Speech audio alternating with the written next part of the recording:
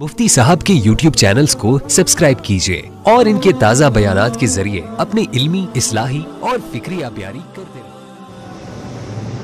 तो इतनी खूबसूरत इबादत अल्लाह ने मुसलमान पर फ़र्ज़ फरमाई है। अब हज किस पर फ़र्ज़ है? हर उस मुसलमान पर हज फ़र्ज़ है जिसके पास अय्याम हज में जब हज की दरख्वास्तें जा रही हों, सरकारी ज़रिए से, प्राइवेट ज़रिए से लोग हज पे जा रहे हों, और ये देखे उसका ख़र्च कितना है, जितना उस पर ख़र्च आ रहा है और मेरे घर का माहाना ख़र्च कितना है, वो हिसाब करे।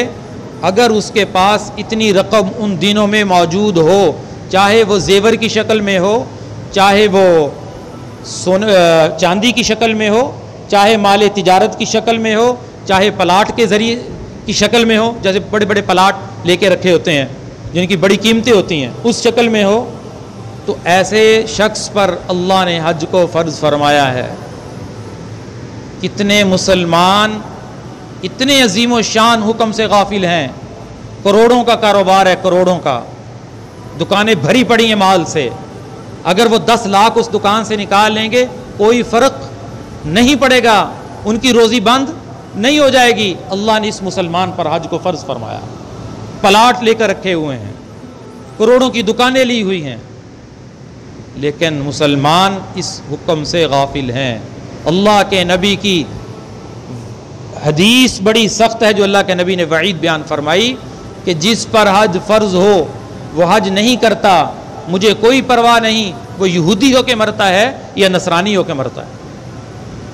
हज फ़र्ज़ होने के बाद हज नहीं करता, ख़तरा है कहीं ईमान से ना महरूम हो जाए। ऐलान करो ताजरों में, ज़िमीदारों में, प्रॉपर्टी डीलरों, प्रॉपर्टी का काम करने वालों में, जो प्लाट लेकर बेचते हैं, ख़रीदते हैं, गाड़ियों को, बड़े बड़े कारोबार, लेकिन अल्लाह के इस हुक्म से गाफिल हैं। खुद पाबंद लगा रखे हैं, खुद रुकावटें खड़ी कर रखी हैं कि बच्चों की शादी होगी तो हज करेंगे, मकान बनाएंगे तो हज करेंगे। ये कोई उज़र नहीं है। हज करने से अल्लाह रिज़्क़ में बरकत अता फरमाते हैं। हज करने से अल्लाह रिज़्क़ में वुसअत अता फरमाते हैं। जो हज पे खर्च करता है, ये नहीं हो सकता कि वो मुफलस हो जाए और गरीब हो जाए, ऐसा नहीं हो सकता।